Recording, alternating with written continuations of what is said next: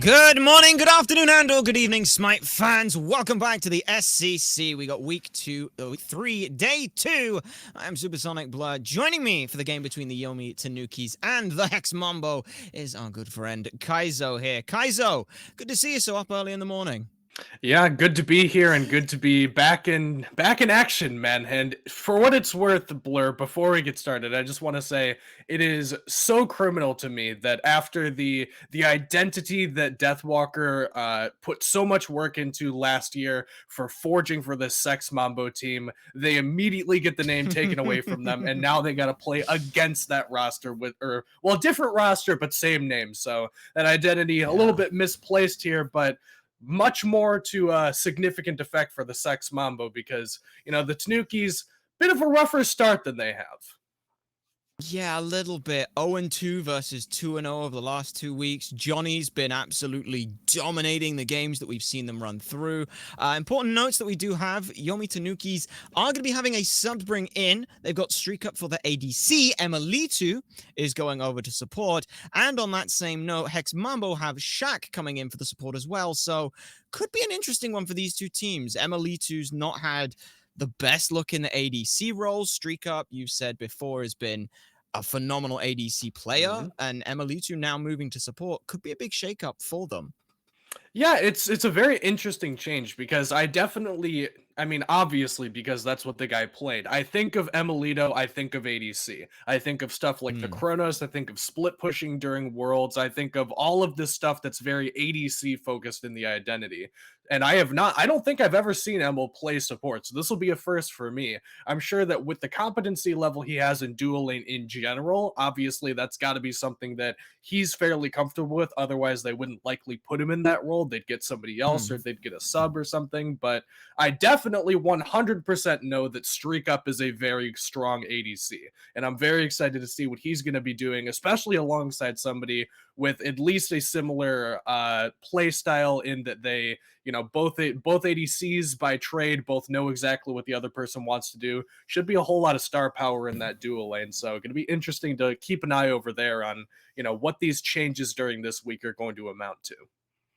I'm looking forward to it as well. We'll have to see in the picks and bans whether or not they want to focus getting Emilitu something comfortable, whether or not they just go ahead and decide that the meta's what's important. Either way, we can speculate as much as we like on that side of things. We'll get into the picks and bans shortly on that side of things. And it is Yomi Tanuki's in that first pick position here.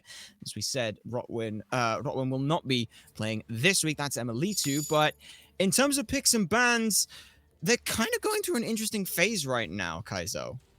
Yeah, and it's a lot of focus on the dual lane and then on the solo lane. Like we've seen for quite a while, the jungle takes a lot of the focus. You've had things like the Thor, the Mercury, the Hebo, all of these fun tools that these junglers get to play around with. And those still very strong, but as far as where you're actually going with your first pick, once all those bans are out of the way, it's a lot more focus on the side lanes in particular. You've got things like the Ishtar and the Kernanos that have been so strong for, weeks, if not months at this point, Blur, to the point that we don't really see a whole lot other than those two characters. It's a little bit of a surprise when we do.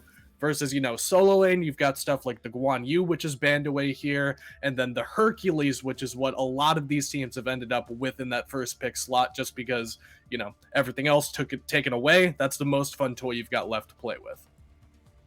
I gotta agree. I do like these bans, though, that we are seeing. And like you said, that Hercules in the first pick slot coming in for Deathwalker versus Julio should be a solid matchup for them. For me, it's about Johnny. Johnny on Hex Mambo has done ridiculous things, whatever you give him. But the Thor, the Ao Kuang, and the Hobwa are the three big ones for me. So whether or not Hex Mambo want to flex those in early, we'll have to see. But it looks like they're looking towards an Agni and an Ishtar. And this Agni's been one that's kind of always hovered at good, but is it like top 2 worth? I don't know top 2, man, because you do have, it's definitely not number 1. I think that Marty full stop gets that one, and that's why it's banned away here. But as far as things that make it through, Agni's pretty much always in the conversation because the tools that he has are fairly competent regardless of what the meta looks like. He's, very safe, has very good range, has some good lockdown on him, and then he builds almost every item that you can possibly want in a mage very well, regardless of if it's like proc items in the meta, if you're going full damage and you're stacking, you just want big burst damage. Agni's very flexible for what the build path actually looks like. So you're totally right. This is a god that will be in and around the meta pretty much regardless of what it is. It's just a matter of how strong he is, and looks pretty good right now. Certainly does. This Ket goes quite well into the new meta. Been seeing a lot of respect bans recently, so we'll have to see whether or not those respect bans are worth it. Kerner knows to match the Ishtar, like you mentioned, these top 2 ADCs, but look at this. Julio wants to disrespect Deathwalker by picking up this tier here for their top 3.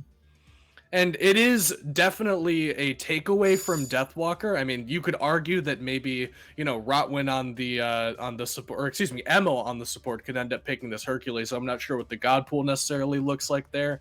But Deathwalker and Julio, both very renowned tier players. Obviously, if you've been around Smite the last year or so, you've seen the clip of Deathwalker, you know, lawbringer over the wall, fearlessing like 10 people into a wall. It's one of the most classic Smite clips of all time. But don't forget, man, Julio made a name for himself on this tier as well. So it is certainly something that he is comfortable playing as well. I think that, you know, once his Guan Yu gets taken away, once Hercules is already on the table, you're pretty much left with the pick of the litter for things that, you know, come up next as what is our potential next best pick. It really is like Hercules, Guan Yu, and then everyone else. And I do think that at that point, just pick comfort. So Julio grabbing the tier, I do like it.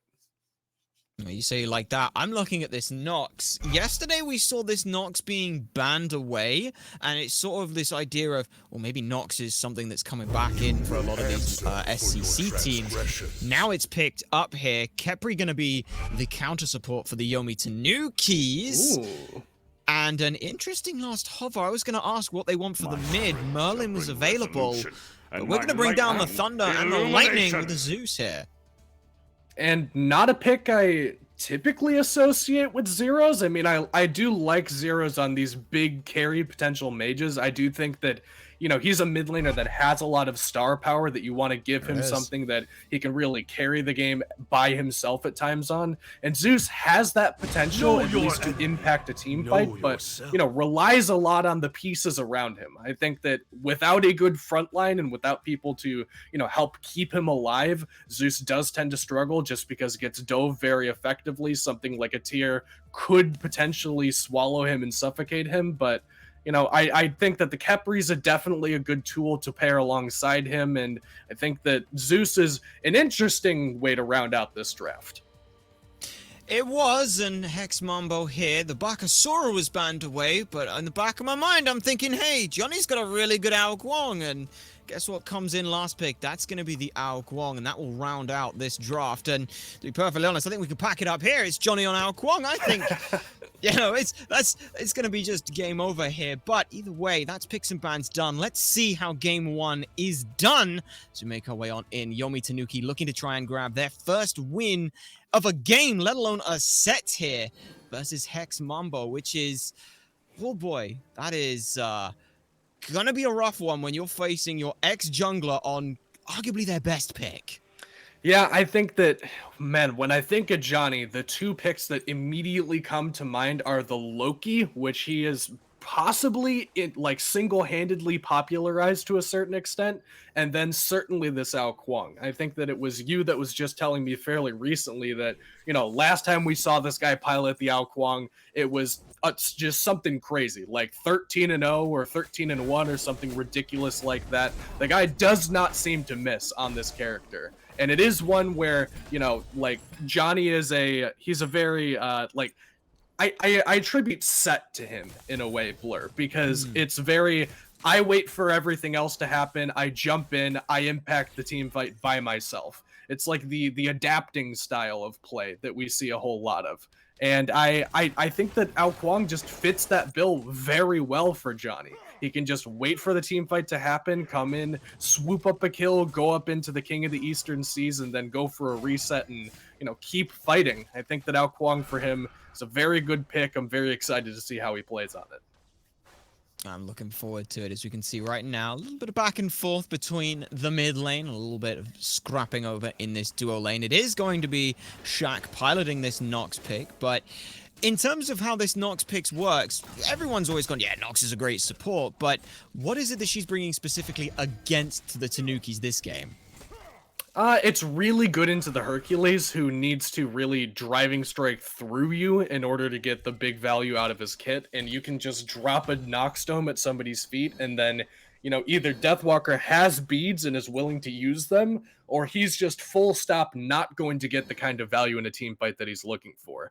You've also got things like, you know, the same conversation for Ice, who does have to be melee range as well. If he blinks in, you immediately put a Noxdome on top of him to silence him out. That prevents him from playing the game. And then the even more aggressive way that you can play is if you get a silence onto Emilito at that critical moment when he's looking for a Capriult onto somebody to get that resurrect off, that completely shuts down what the Yomi Tanuki would otherwise want to do, because there's so much communication that goes into that. Like, Emilito is going to be talking to Streak Up and Zeros like, I have Capriult for you, don't bother using your relics here, I will revive you. If Shaq throws a dome down and interrupts all of that, then those are relics that they will not be using, and they'll just take full damage from whatever those abilities coming in are. So you can get a whole lot of value out of this Nox by just interrupting the way that the Yomi Tanuki would traditionally want to play, either offensively or defensively. Keep an eye solo side. Johnny is looking for a little bit of a fight here. Level 4, not quite on the cards for them, but Deathwalker respects the 2v1. Ice was around as well, and nice little pull on Julio, but no one really seems to mind that. And going back on your point there with Emilito being CC'd, you can see, look at the option for Relic here. They've got beads as well, so trying to mitigate that, but at this point now, it's just all about trying to hit those level 5s for farm, it seems. Hawk getting a little bit aggressed on by Emilito. This is very aggressive from Emil right now. Yeah, and not a whole lot to pressure him, because look at what Shaq's doing, also looking for a solo invade, kind of reminiscent of what we saw season before last, before, you know, we had Invader's Curse, and it was just Hercules walks at all of your farm for the first 10 minutes, and there's not a whole lot you can do about it. Days. Yeah, no, everyone loves a good support invades by themselves kind of meta. And we've been seeing a little bit more of that recently, where supports will just go bother whoever's trying to farm, because, once again, you know, support farm doesn't matter as much. They can lose out on some of that. If they can slow you down, or better yet, take away any of that farm, that's always a risk worth investing, as long as they can get out for free. And with full health bars, both junglers accounted for, both ADCs doing their own individual farm, not really a risk associated with that for either Emil or Shaq there. So they just walk up, see what they can do. Not a whole lot, but no harm, no foul. For now, though, Yomi Tanuki's finding themselves up about 500 gold or so, give or take a little bit.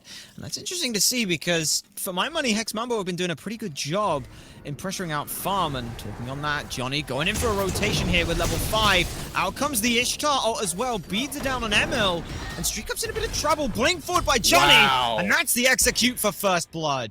And Ice is still here. Johnny lands in the jungle. Will not look for any more aggression. Ice going to try to force something, but with the Hex Mambo playing so far back, it's unlikely. And those are the beads that we are just talking about, Blur, for Emilito. Tries to immune, you know, the Blades of Retribution ultimate from Spudio to make sure he doesn't get crowd control chained and lose a whole bunch of his health bar. There's two different ways he can play that. He can A, try to use beads on the CC chain so he doesn't take as much damage and hopefully not get into execute threshold so that Johnny's an issue. Or B, he can hold on to those beads, take all the damage, and then try to use beads on the King of the Eastern Seas ult from Johnny. And he goes for the first play, but still falls just low enough that Johnny can jump into tower and then put him into threshold and still grab him. Obviously, Johnny, you know, like we said previously, very seasoned on this Ao Kuang, understands those damage thresholds phenomenally, and had just about exact change to dive that tower, knowing that because Emil used the beads early, not going to have that tool available to him, and can just jump in there and get that first blood. Very nicely timed in that situation. I gotta think that part of that's just down to good communication from Mambo, but they've also been kind of controlling this gold buff. This is one that we've seen a lot of teams when they want to try and have pressure, junglers like to go towards this gold buff to help rotate. And Johnny's been there a couple of times now, so just hitting that level 5, making the rotation early. Like you said, no level 5 for ML either, and even if there was, Execute's going to go through the revive either way, so now it's just a clean first blood, and even though that first blood goes down, Tanuki still have a 500 gold lead from somewhere. Yeah, and it's gotta just be farming the map very effectively, because obviously no kills just quite yet. That's gotta be attributed to, we've seen a couple of times now, Yomi Tanuki have had control of this left mid camp. I'm assuming the right mids must also be going down in their favor, considering the fact that they are a little bit ahead despite that first blood. And then a little bit of gold denied into tower as well can typically be the culprit for why you might end up with at least a very small lead, even if you're behind in kills. It's usually stuff like successful invades, that neutral farm, and then denying farm into tower are the 3 big points that you can look for how you're getting a lead early on. And we're not sure what exactly it might be, but some combination therein. Well, there was a little combination of ults going off between Spudio and Streak Up. Now for the first time, Yomi Tanukis will grab themselves the gold buff. And it does look like now ML2's made that rotation into the mid lane to try and support Zeros on this Zeus. And it does, like you said, look like they're just getting a little bit more of this farm occasionally on this side. But Shark back over in the duo lane. Ice Ice is here, but Ice Ice has no blink to start initiations. And that's a full health Nox as well. Gauntlet of Thebes online. Only 12 stacks, but still significantly more tanky than Emil will be at this point on the Khepri with this prophetic cloak. Both of these supports seemingly understanding the pace of this game pretty well. It's been fairly quiet so far, as is often the EU playstyle blur. Both of them going for a very slow start to this build. A stacking item for each of them will take a long time to get online, but eventually be very good. Oh my, I'm just talking blur like Johnny's not doing a billion damage to this Hercules. He did a fair bit to him there, and the mitigate wounds will, well, mitigate most of those wounds, but the big one was that whole wave went into tower. Really nice little play there, like you said, denying some of that gold and XP. So good luck for them, and Johnny's feeling themselves. I feel like that was not just to push him away, but a bit of a damage check, like, can we kill Hercules without beads? And that's pretty much going to be attributed to the Doom Orb rush that he's got here. This is pretty standard for what these aggressive mages are going to want to do early on. You can see that Zeros also has one of those available very early on.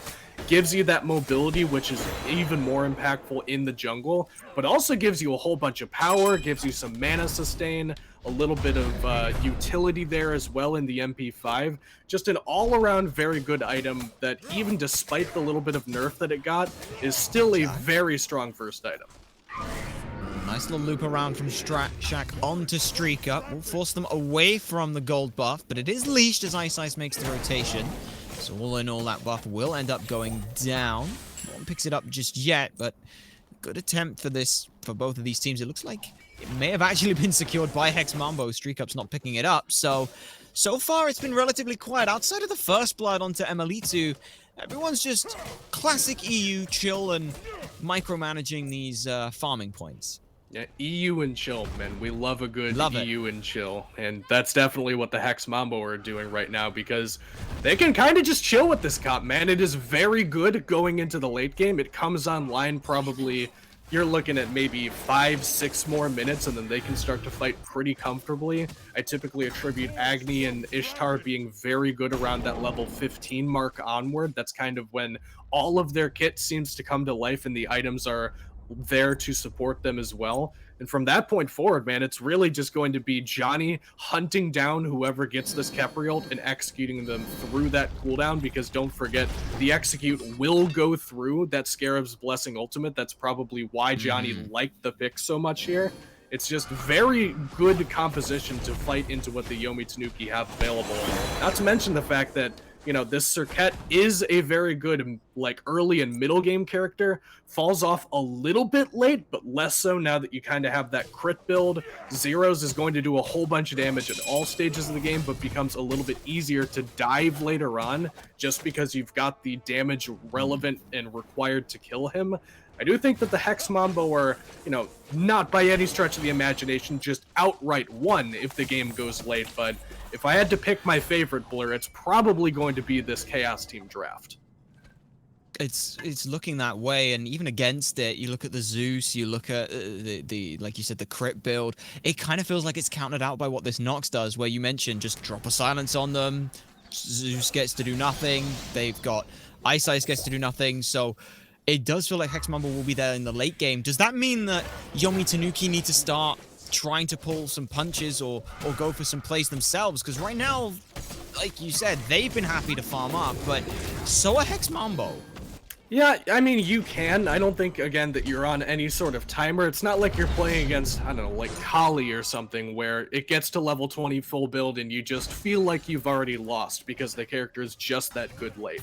Ao Kuang is a very good late game jungler, but you can at least fight into it. I mean, we've seen pretty much since Ao Kuang has ever been meta, Serket has been the counter pick to this character. Just outright bursts him better than he gets burst onto her. She can also, you know, immune some of that crowd control, make sure that you can get that good CC chain into blowing him up, and especially with crit being in the meta right now, that's even easier for him.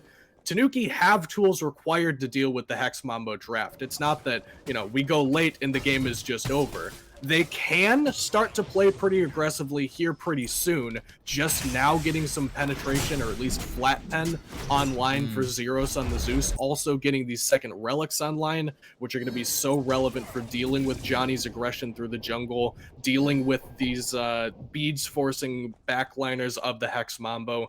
Once you've got all the tools required, you can start to play around a little bit here. I think that the Tanuki can look to play aggressive, but more than likely, Blur, it's going to be a lot of footsies for the time being. I'm fine with seeing that kind of thing, but the Yomi Tanukis, I don't want to say they don't look like themselves, but they genuinely look like a team that is a focus situation here. Streak Up's been taking it to Spuddy on this Ishtar. They're the ones pulling a Pyromancer now to try and gauge a response. Shaq and Julio are on the way here, but it might be too little too late. No way! Oh, wow. Shaq steals away the Pyromancer with Living Nightmare, and now look at this. Everyone on Hex Mambo's over at the Gold Fury. Yomi Tanukis go for a play and get punished for it.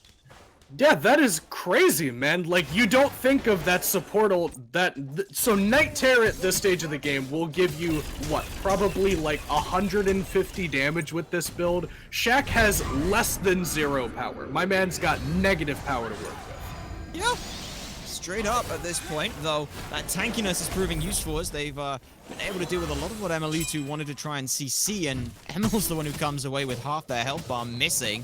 It worked thanks to Hawk and the follow-up there from Zoni as well. So, an unfortunate look for the Yomi Tanukis, but, and it's Caster's Curse, so yep. I'm doing something right if I can do that. I like the fact they were the one to start a play here. Yeah. Yeah, and like I said, I mean, as soon as you get those cooldowns online, once you get that second relic to be a little bit safer, and you start to finish off that second item, that's usually when teams start to look to play aggressive, because it's a little bit less risky. And, well, hang on, we got some risk in left lane. Just a bit. No need for the blink. Beats come out from Spuddio. The turnaround potential's there. Emil able to go ahead and revive Ice, but he's the one taking the tower. Wow. Just about gets away, missing one more tower shot. Ice, unfortunately, not able to find a kill, but it's Beads Aegis and ult forced on Spuddio. So those cooldowns are gone. You reckon we might see a potential follow-up from them, but care on that. Johnny and Shaq are looking to punish any overstaying. They'll slow Emil to get back to the safety of tier 1 tower? Yeah, safety for now, at least. And Spuddio continues to impress, man. I loved seeing this guy get to play. I've been a Dignitas fan for a while, been a Renegades fan somewhere in there as well, and I've always loved to watch Spuddio play. Very good at playing very defensively there, and uses each tool that he had available to perfection to be able to live through that fight. Uses the beads on the Serket taunt, and then, you know, the Serket ult as well, got that Blades of Retribution to immune that one out also. And then Aegis is the burst damage that comes out onto him, as we see a little bit more onto Ice here. Not to mention the fact that Blur, you know, Emil uses the Scarab's Blessing, uses those beads aggressively into that tower to try to land that kill onto Spuddio just to get some kind of momentum rolling for the Yomi Tanuki. And Spuddio being able to make that individual mechanical play to live through that one and make them waste all those cooldowns kind of shoots all the momentum that the Tanuki were looking to build in the foot, because now this is the second time so far this game they've looked for some kind of aggressive play, and while the punish wasn't as big the second time around as it was when, you know, you lose Pyromancer and then Gold Fury in a 1-2 punch, still doesn't feel great to invest all those cooldowns for the Tanuki and then turn around and see that, you know, Spudio is still alive under the tower and fairly confident in his positioning. Agreed. And at this point in time, we just take a quick look at some of the builds. Julio's gone for this similar build I've seen them build on this Cthulhu, where they'll start with that Jade earring, or Emerald earring, I believe it is, and then they'll just sit on it for a while. But both solo laners, very quiet here at level 16, have had no real engagement outside of Johnny's first look at maybe fighting Deathwalker. At level 17 and 16, is this the time where they start rotating out now and maybe they can start looking for other fights, or are we waiting for like other objectives to come back up? You can. I mean, again, you're not really forced to, but typically solo laners want to get one defense item for each kind of damage, magical and physical. Then you get your fun item, and in this case, it's going to be like Golden Blade and that Glad Shield as well for Hex, Mambo, and Tanuki, respectively. And then you get to start thinking about rotations. Well, Deathwalker might have wanted to start thinking about it, but gets forced to beads out from the Fearless. We'll be able to disengage for now. That health bar gets CC'd down a little bit. Again, on a wild roller coaster right now. There was the execute threshold. Mitigate wounds is there for now. Ooh! Deathwalker immunes it out, but puts himself rooted in place, so Hawk is able to grab that one. However, the whole time, Yomi Tanuki used that opportunity to grab themselves a Fury. And we love to call that Smite 101, as Hex Mambo used the same principle and take an objective on the right side. Anytime you see aggression on vision in Smite on one side of the map, you know for a fact those players cannot impact the other side, and therefore you can play very aggressively wherever they are not. So we see a very interesting trade of abilities on the left side tier 1 tower. It's fully free every single time. If your solo laner gets ganked by too many people, you pull Gold Fury, you burst it down, no one's there to respond to it. By that same principle, though, you pull Gold Fury on Vision, Pyromancer's free because no one's there and able to respond to it. So at the end of the day, it's a reasonably even trade as Gold Fury goes down to the Tanuki and the Hex Mambo end up getting Pyromancer and that kill onto Deathwalker. Probably feels better, at least morally, if you're a Hex Mambo fan, just because they get the kill associated with that, and that typically, you know, boosts players' spirits and then deprives people of farm as well. But, I mean, realistically, it's a fairly even trade that the Tanuki are at least not dissatisfied with. They may not be dissatisfied with it, but that gold difference now had been sat at around 1,000 and then going back to even, now sat towards that 2,000 mark. So good luck for Hex Mambo with that tier 1 tower down in duo lane. Oh, sorry, solo lane. It's been duo lane for Hex Mambo though, because Johnny's been sat around here for the past couple minutes. As Deathwalker pushed away again. I think now that does, for me, answer the question at least of these solo laners need to get involved, or someone's gonna make him get involved. Yeah, and for what it's worth, Blur, looking at these builds a second time around, you would almost expect them to be reversed, right? Like, we've seen tier for years prioritizing these movement abilities and movement speed items, but it's actually Deathwalker on the Hercules that has the Relic Dagger for, I guess, more beads and teleport. Usually you see Relic Dagger for stuff on soul laners like you want the blink up more often or you want a little bit more movement speed, but very strongly valuing the defensive resource of those beads, wants those up as often as possible to prevent getting Nox comboed or prevent getting eaten by Johnny. Then a little bit more movement will make it so that if you do lock him down, he's very easy to burst down. Not a whole lot of protections to work with in the build right now. But good luck catching him, man, because Deathwalker is going to be zooming on this map.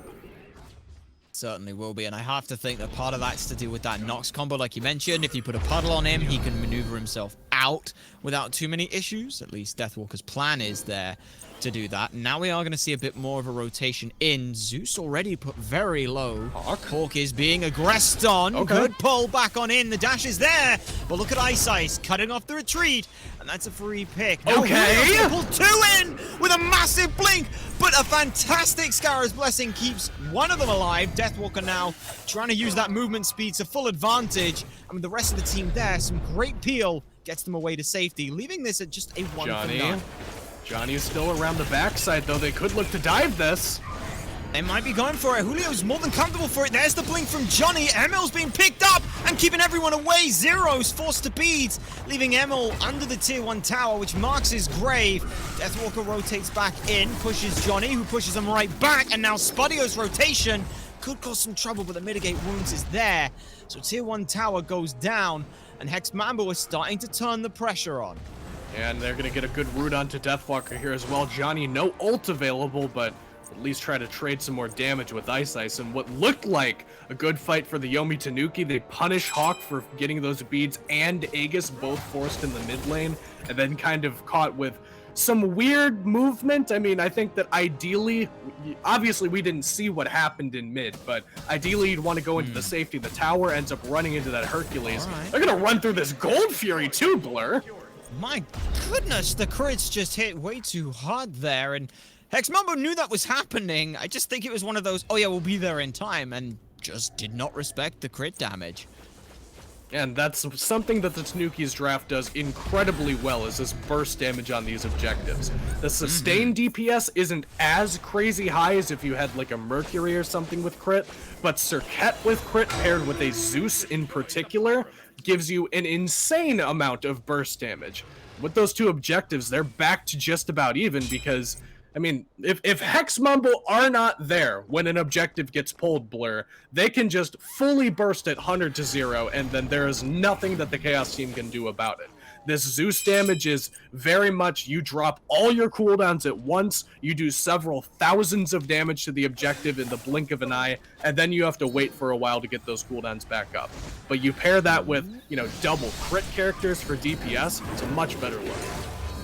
Maybe a better look as Deathwalker trying to brute force their way on through in towards the Fire Giant pit. Ishtar roll not hitting home for many members. Lawbringer over the wall. They are looking to try and take down Zeros, who ends up at about 400 HP. For a threshold, but have to be careful. Shaq gets pulled back in and CC chained, but Hawk has a huge bomb. It's not enough. Streak up credited with the kill after Ice Ice kicks him back into tower.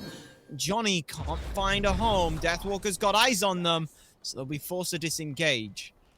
Yeah, Johnny, exit stage left, clearly had a different read on the way that fight was going than the rest of the Hex Mambo there. He wrapped around the back of the tower. Julio gets pulled in here, but should be fine until he takes all that damage.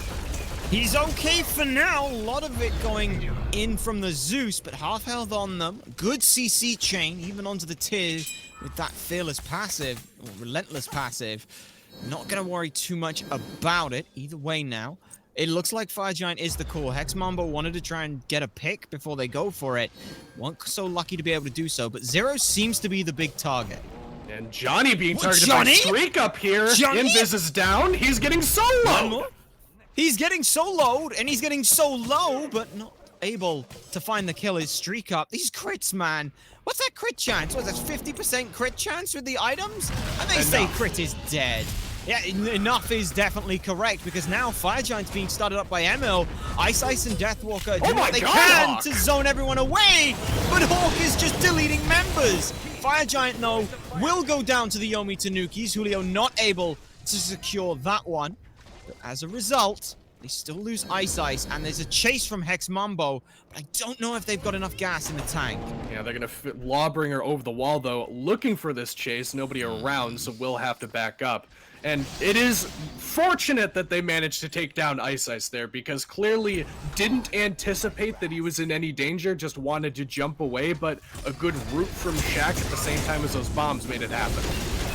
Oh, Emil goes for a dash forward to try and grab someone. Will be forced to revive themselves as some aggression in towards that mid lane goes, but I love this from the Yomi Tanukis. I don't know who made that call, but someone is breathing life into this team.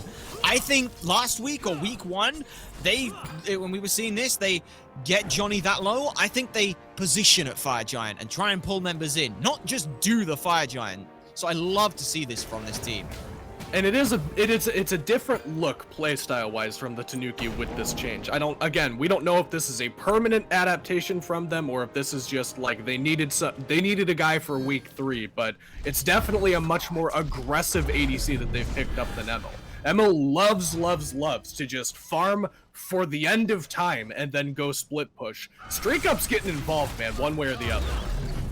Certainly, as Deathwalker finds 3, gets surrounded, but thanks to Mitigate Wounds will survive most of the damage. Spurrio gets a low, and Hawk is trying to throw out some return damage, but this Fire Giant is just providing too much for the Tanukis. Primal Fury goes down, and Hawk's in mid lane.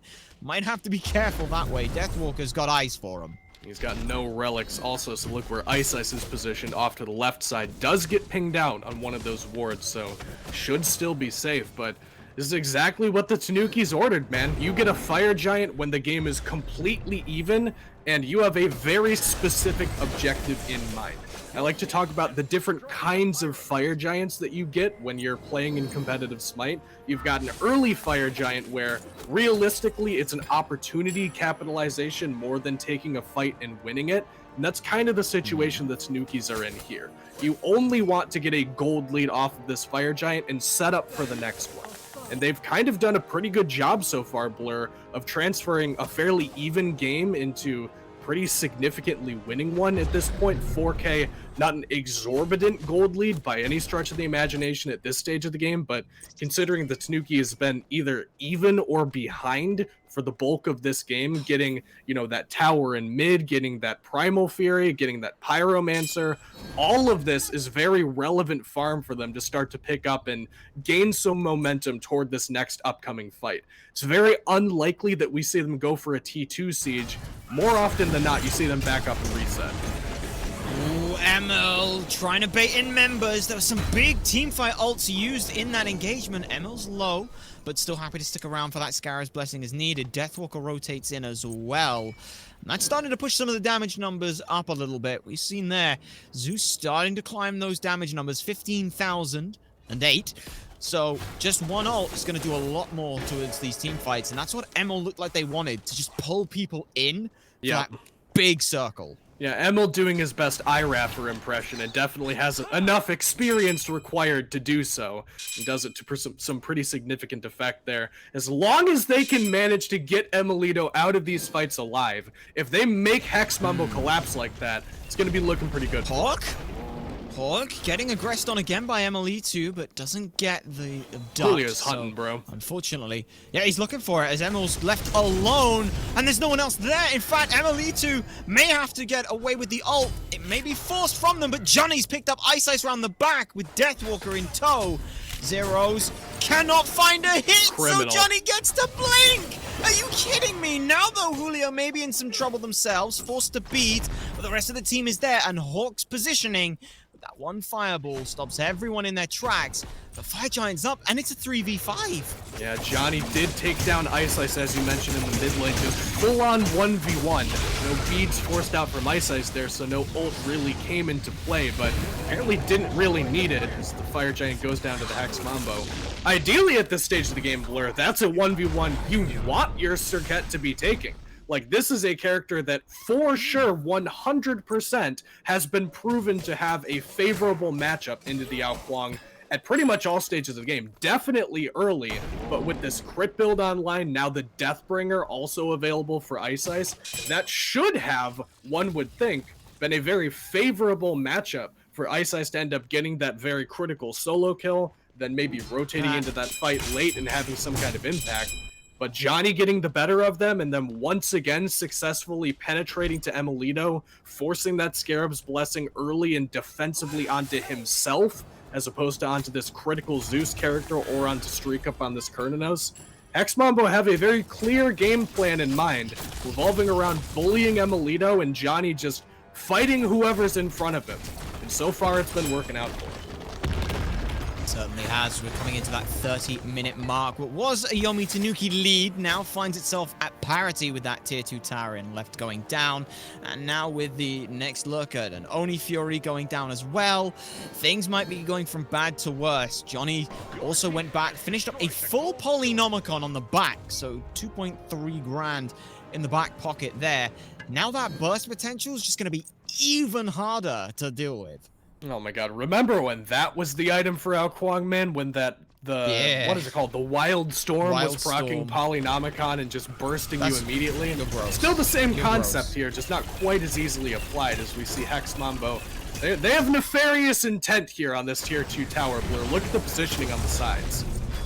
So far, Johnny looking for the group around, but it's Julio to lead it in. Emma will abduct them back into the Phoenix, but it's just fine. They're healthy enough. No, never mind. The detonate from Zeros is good. They get themselves on the board. Tier 2 tower in mid goes down, and only minions are starting to make their way. But Yomi Tanuki, they're going aggressive. They are leading a charge back, but I don't know if they can catch up. And Root is missed there from Shaq, so will still be hunted down by Deathwalker. Needs to use the Night Terror ultimate to immune that pull from the Hercules. So with that, the Tanuki will back up, and it's just a little overzealous from Julio there, man. He had a very interesting read on that situation, considering the fact that I'm reasonably sure that his beads were still down when that engagement started. I mean, obviously didn't use them, so would have liked to have had them either way. Doesn't seem like that was available. Gets crowd control chained. Now the aggression's for the Tanuki. It's going well so far. They'll use a runic bomb, but minions weren't really there to help back it up. They might just about get it. Streak Up having to sit further forward than I think they'd like, but even so, it's now a run back down the mid lane. Thankfully, no Mercury to try and cut them off, but Johnny's looping around in case anyone overstays or takes a weird path. But 3 to 6, 32 minutes in, and an even game.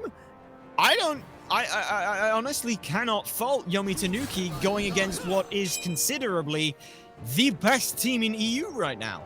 Yeah, proven to be so, at least so far, and don't forget, Blur, doing so with a guy who typically plays ADC, at least to the best of our knowledge. Obviously, you know, what happens behind closed doors and scrims and stuff like that, not information we're privy to, but Emilito, a guy you definitely know for being an ADC, not for being a Kepri. So very impressive to me that the Tanuki have made that kind of adaptation so quickly and managed to get themselves in a position where they're very likely to end up taking this one, unless the Hex Mambo gets something big. Ooh, this could be gross. Johnny's around the other side as well. Bit of Emily to poke out, but they're more than comfortable at this stage in the game. I like the attempt to go for a cheeky pick, but no such luck, and Yomi Tanuki's are fully aware with this Fire Giant is back on the map and enhanced now. Ice pushing up the mid lane and things, and with this Fire Giant dance, who's leading who on the charge? Well, it looks like the Tanuki are the ones leading forward, but that's only because Julio is on the backside again. It's going to come down to these soul laners for my money, Blur. It's whether Julio can get a good engage off or Deathwalker finds a solid pull.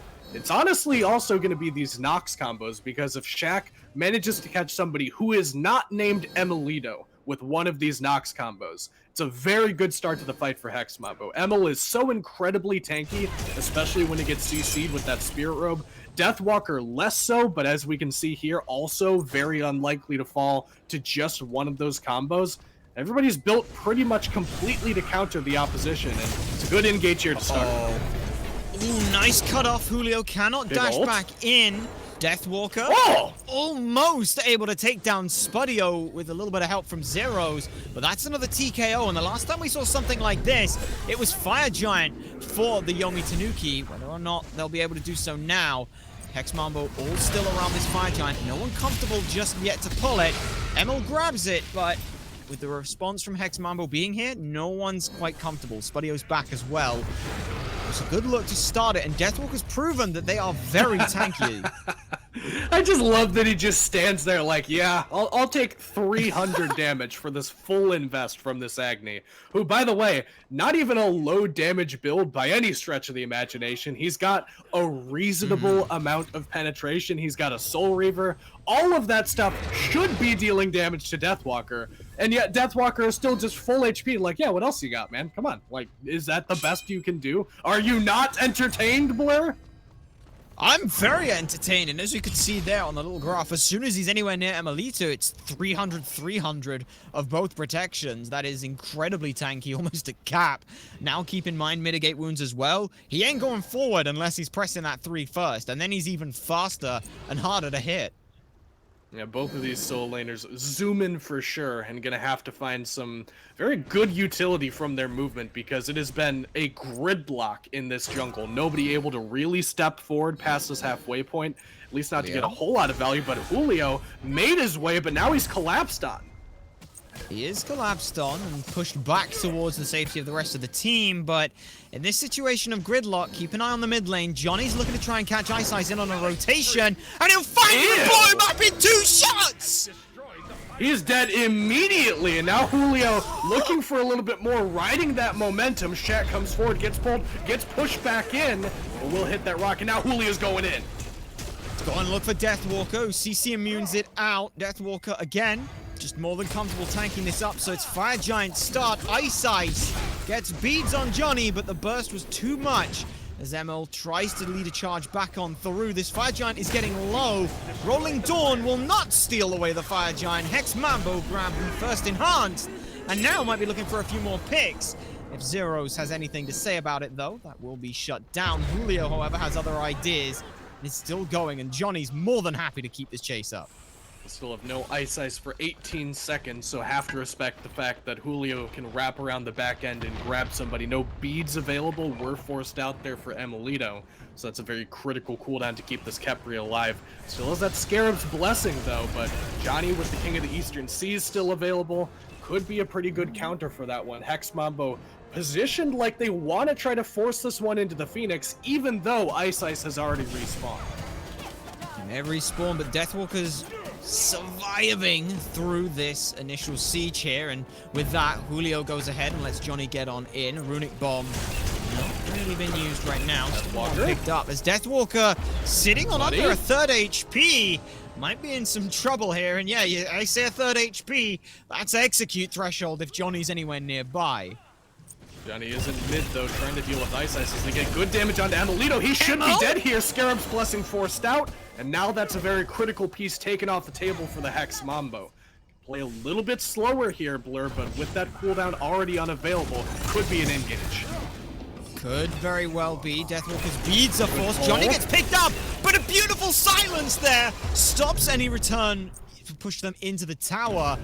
Zeusol is available to try and siege this. This might be a long one here. Zeusol does come down and put some good damage in. Deathwalker's back at half HP, and that's just enough to keep him busy. The minions start going in. Spudio wants to push them in further, and the Phoenix is starting to melt. Streak up getting good damage here. Johnny gets the execute off onto Emilito, as the Phoenix does end up going down in favor of the Hex Mambo as they realize Zeros had to back up there. Now the rotation coming back across mid, Blur. No Zeus available, or excuse me, no Zeus ult available, and no full Khepri available right now. Means that Julio gets to stand all the way over here on this right-hand side and get ready for this engage on the second Phoenix. Go for it again. It's Deathwalker who's the target. He doesn't have that extra support from the support. Zeros takes down Spudio, and a kick back in onto Julio from Ice will put a little bit of damage through. And that will force Hex Mambo to back away towards this Fury. One Phoenix has gone down. We may be looking at seeing a reset for the next fire. Yeah, they do get what they came for, though, do the Hex Mambo. They successfully break the base of the Yomi Tanuki on the right-hand side of the map. Not your ideal Phoenix to be taking, considering that is the Fire Giant side of the map. It's a little bit easier to defend these fire waves on the right-hand side just because it is relatively close to where you're going to be ideally fighting around this next EFG, which is due to spawn in another 4 minutes or so. They do at least get something for their troubles, though. Nobody's going to complain about the fact that they get a Phoenix. And the Yomi Tanuki are going to have to do some kind of re-evaluation of the way that they're taking these fights. They draft the Serket because, you know, Serket is a very good pick in general and should have a favorable 1v1 against just about any jungler you get stacked up against. But every time Ice and Johnny have met in the late game so far, Blur, it's been Johnny getting the better end of that trade and being able to rotate in. Still no deaths on this Ao Kuang. Now a 3k power pot available for this character as well. It's going to be a tremendously difficult time for... Oh, wait, no. He swapped it up and went for the defense pot as well. By God, I hope he didn't get both, Blur. Yeah, I was about to say, did I, because I saw the set, I think 3k elixir pot, I'll mention that. Then I see 3k defense pot, I'm like, did he have 6k in the back pocket? Surely not. Kind of I hope not. That would be absolutely disgusting. But I like the choice there for the defense. He's already got enough burst to deal with anyone. Yep. He just needs to survive. And quick note as well, Hex Mambo, this is the longest game they've had to fight. Second longest was 39-20. And we're now over 40 minutes here. And it's the Yomi Tanukis. I'll repeat that. The Yomi Tanukis who are the ones taking Hex Mambo this far. And making it look not easy, definitely, but certainly like they're still here and still willing to fight. Deathwalker has not stopped playing aggressively pretty much from the team fight stage onward. Still jockeying for that positioning, still looking for those early pulls to start off the team fight. Taking a good bit of damage to do so, but he is so tanky, and Hawk is so not tanky, Blur. Definitely not with 700 damage coming through from Detonate. We may be seeing the potential for another TKO. Whether or not that means that Yomi Tanuki want to grab this next Fire Giant, we'll have to see, as Emil is going to start this one up. And Hex Mambo needs to try and respond. Julio is round the back. It's just taken, though, immediately. And now we'll have to see whether or not they can go for a respond. Ice throws out the ult onto Julio, who will beats away to make sure they can get away. And that's just Fire Giant gone. Second time they get a TKO. Second time they grab Fire Giant. And once again, we get to see that incredible burst damage from this Yomi Tanuki composition. They've got 2 crit characters, they've got a Zeus. They're not going to deal 30,000 damage very quickly, but 15k, 20k, I mean, that is coming out in a flash, Blur. And they put it to good effect there, just preventing the Yomi Tanuki from being able to step up, like you said. They get the TKO onto Hawk, who wanted to hold on to both relics and didn't feel like that Zeus ult, or excuse me, that Zeus detonate was going to kill him, so he hangs on to them. But, you know, because he takes all that damage, can't stay as a result, the Tanuki take that as their opportunity to step forward and take this Fire Giant. And now that they're right, Phoenix has respawned, EFG in pocket as well. It's a very good position for them here. I'd like to see them ideally, you know, take down this tower and right. Maybe look to get 1 or 2 Phoenixes here. This is a stage of the game, Blur, where, you know, a convincing fight on this siege could likely end this game. Whoa. But you should ideally, with the damage that Streak Up is going to be doing to these structures, be able to break the base completely wide open here for the Yomi Tanuki. And we saw there right now, Streak Up 317 a pop on the basic attacks. It's going to take, what, 10 basics at most to get through this. And Emil trying to push everyone up. Deathwalker is in as well. Let's get those minions in and start pushing out the damage. Right side Phoenix under duress. Keep an eye on the side of this fight. Johnny wants to come on in and Hawk wants to rain out some damage. Julio goes over the top. And out comes the Nox ultimate. Phoenix will stand, but mid lane is also being pressured. Streak Up hangs onto the beads, does get the Aegis forced out. Phoenix is on its last legs, though, as Hex Mambo stepping a little bit further out of their structure, but it'll just be one more auto blur, and this Phoenix and right should be falling.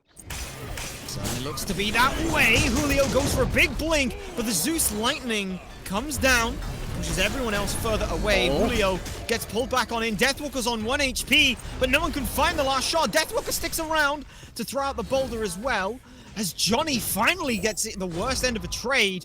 Ice also not having a fun trade here. Someone eventually will be able to hit this Phoenix, but no such luck because minions body block it. So the that Phoenix has got to be on under 100 HP, I swear. And somehow Hex Mambo are able to hold on that siege.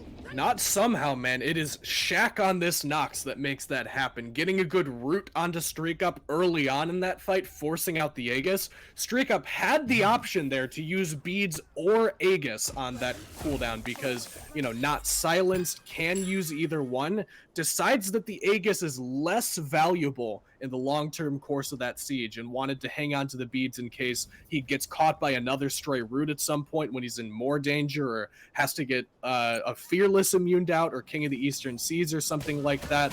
But that means that he can't play nearly as aggressively there.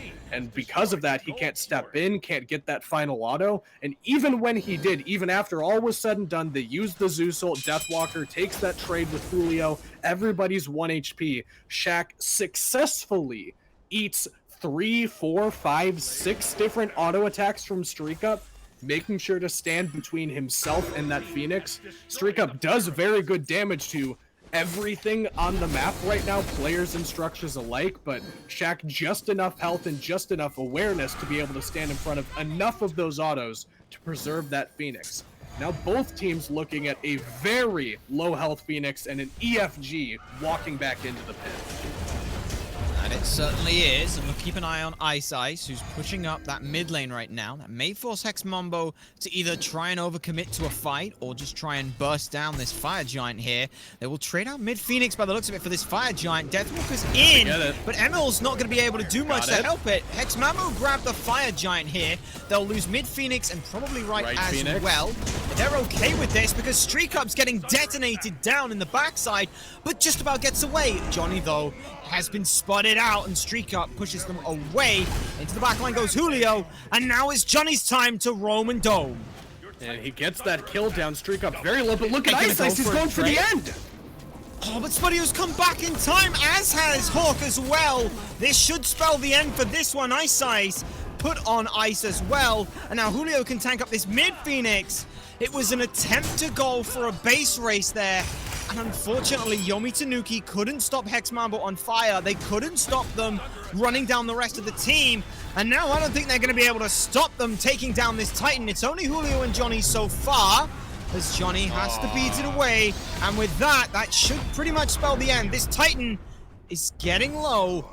The rest of the team is not here yet. Deathwalker is more than capable of holding one, maybe two, but not 4 or 5. It will be a Herculean task and a swan song for the Yomi Tanuki. A win for Hex Mambo, but Yomi Tanuki looked very impressive in this game. This is the best we've seen of the Yomi Tanuki by far, Blur, and I love to see, you know, not only bouncing back from a week 1 and 2 performance that, you know, probably a lower point than they were really looking for, but especially with these roster changes they've got going on, things are not completely steady, not really as rehearsed as the other teams in the league likely are, and they still looked so impressive that game. I mean, it really was a very good showing for them, despite the fact that they don't end up winning that one. Very unfortunate. That call for Ice to split push. They had Oni minions in there as well. It just comes down to how quickly could Hex Mambo burst Fire Giant, and turns out the answer was incredibly quickly on top of all the other damage. Deathwalker couldn't get in time to body block or disrupt it. So it's a shoulda, coulda, woulda situation, but for 46 minutes, it didn't feel like Hex Mambo were having trouble ending. It was Yomi Tanuki making things difficult. And that last siege, if honestly, if they'd have broken the brace on that right side Phoenix, we could have been seeing Yomi Tanuki take the first victory and Hex Mambo taking their first L. Yeah, and Hex Mambo played that perfectly, by the way. Let's not understate how well they took that fight, Blur, because once you've got Ice on that middle Phoenix and that right Phoenix so low as well, that's pretty much do or die territory in that Fire Giant pit. If they don't take that fight, if they don't win it very convincingly, that's definitely a fight that goes in the way of the Order team. They get 2 Phoenixes for, you know, an EFG on a couple of members if that fight doesn't go as well, but just such an impressive performance from the Hex Mambo. Julio gets such good penetration on this tier. We talked about, you know, the guy looks good on tier, has looked good on tier, and continues to look good on tier. The front line for the Hex Mambo are the reason they win that in my mind. Obviously, Johnny in the 1v1 against Ice looked very good as well, but their performance from Julio and Shaq in that game was next level, man. It certainly was, and I am very much looking forward to see how Game 2 is going to pan out. But before we can get to that, we're going to go ahead and throw it to a quick break. So now's a good time to grab some water, because you don't want to miss Game 2.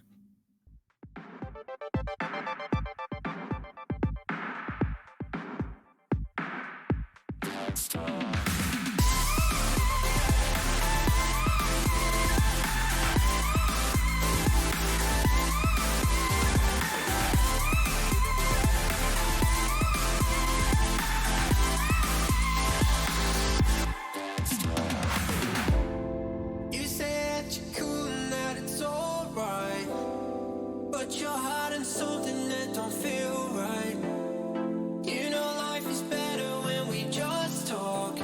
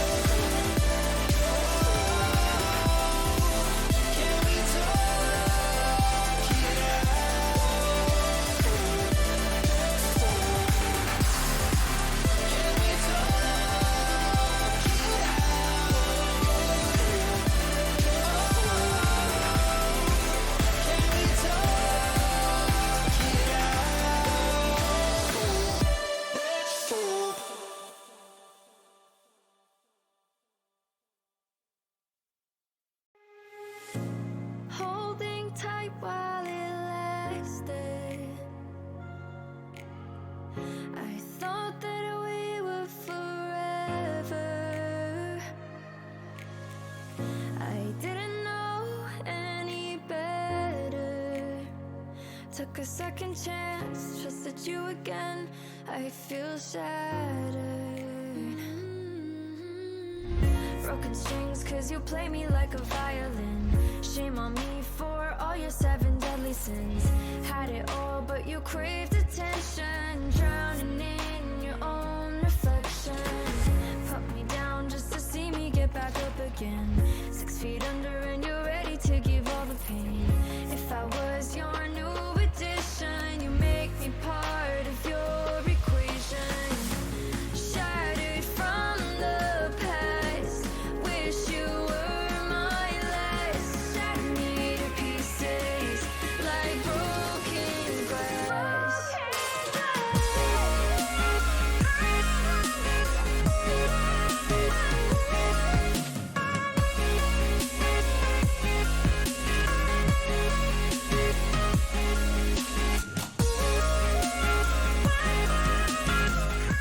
Game 1 of the Tanukis versus Hex Mambo is the longest game either of these two teams have taken. It does end with Hex Mambo winning the game, but it did not look easy here, Kaizo. And now, we gotta go all the way back, rewind those clocks. We're going back to minute 0 here and game 2. And honestly, looking at it, I don't know how you pick a change in this draft. Maybe we see a salty run back, but both teams look like they got a really happy comp. And I'm interested to know what adjustments they'll make here. If I had to put my finger on one thing, Blur, it's got to be Johnny's pick, because I think that Julio they could have managed, or maybe it has to be Ice getting on something different, but it was, as far as I'm concerned, specifically the jungle versus jungle matchup that was a big problem for them. The other things in the composition seemed to be working pretty well, like they were getting good engages with Deathwalker, the peel from Elmo was very good, the backline was reasonably safe. It was just every time that Ice met with Johnny in the jungle, he just kept getting killed. Like, they need to either make an adaptation in the play style, either Ice needs to be involved in the team fights as opposed to looking for those 1v1s, or he's got to have a matchup where he feels confident. You would think that, Circuit Ao Kwang, fairly Circuit favored, but apparently Johnny's just built different on this pick. He's looked pretty good, and this was an Ao Kwang last pick. We saw bans going the way of Bakasora, Habwa, Thor, Vaman. All of these gods got taken off of the table, so maybe you just ban another one and you take all 5 picks at Johnny this time. But production, if you can, picks and bans, please, for us here. Going on into game number 2, Yomi Tanukis are going to go ahead and re-opt for that first pick seat here. And in all honesty, I don't know if I like it for them. I think that it's fine, just because it makes sure that you get your pick of, like, Hercules or Guan Yu, which is usually what ends up going through. Deathwalker, again, did look very good on the Hercules. I don't think that it was by any stretch of the imagination a draft diff in that regard. I think that if they, take the Hercules first pick overall, if we see the exact same bands and the exact same first pick, I'm still pretty happy with it. So I don't dislike the fact that they go for this first pick slot. I think that it's a lot more play style changes that need to be made than draft changes that need to be made. Yeah, we were talking a little bit about in the break and things about the ends. Maybe if Circuit goes back to base instead of trying to end, maybe there's the 2v2 under the Titan. Maybe they can hold, but it's all maybes and could be's and what ifs in this situation. Hex Mambo are running it back in terms of the draft, but look at this change up here. Shark is not going to be getting the knocks back. And this was one of the points I want to mention. It was mostly Emil and Deathwalker who were eating these, which was the front line. And now both front lines gone. I wasn't 100% convinced on this knocks, but Yomi Tanukis say, you're not having it again. Yeah, there were a couple of pretty clutch times where Shaq ended up saving people. I can think of, the one time that Deathwalker got a good pull onto, I think it was Johnny or Spudio on the right Phoenix, and it was a good silence to come out to save him. So I don't dislike the fact that they're taking that one away. If you feel like that was very oppressive, Nox is definitely a you're on or you're off kind of character, and Shaq definitely seemed to be on with this pick. So stripping it away, making him play something different, I don't hate it. Well, and talking about playing something different, with that Kepri brand, that leaves Aphrodite up, and that will be taken as the first pick by the Yomi Tanukis. Hercules for Mambo, alongside Terra, so another great couple of frontline picks here for this Hex Mambo draft, but Aphrodite, she's kind of the center of attention right now. Yeah, she is. And, you know, Aggro used to say that when you have characters like specifically Aphro or Hell, these healers that have a lot of great utility and feel like they can be incredibly oppressive to play against, they are the most valuable player on the map for either team. A fight is going to be won or lost based on the value that this Aphrodite gets during this team fight. And I think that that holds true to this day. I think that was several years ago my man said that, but the prophecy remains true. Believe it or not, Aggro knows what he's talking about when it comes to Smite. And I think that if they can successfully get Emilito or whoever they end up putting this Aphrodite toward, ideally the support, I think that Emil probably should have this one in the God pool if he's going to be playing support. If they can get him comfortable, get him in a position where he can use those cooldowns effectively, play aggressively as opposed to defensively, I think that's going to be a pretty good look for him. Yeah, hopefully will be. And to round out this fantastic front team fight for Hex Mambo, they'll go ahead and get the arguably best team fight hunter that's in the meta right now with Kernanos. They'll also then take away the Ishtar. So now Streak Up's going to have to go a little bit deeper into the God pool. And right now, bans, I kind of feel like Yomi should ban the Ao Kuang, but if you do, well, what's Johnny going to go to then? I don't think Ao Kuang's as big of a deal here necessarily, just because they have the Aphrodite.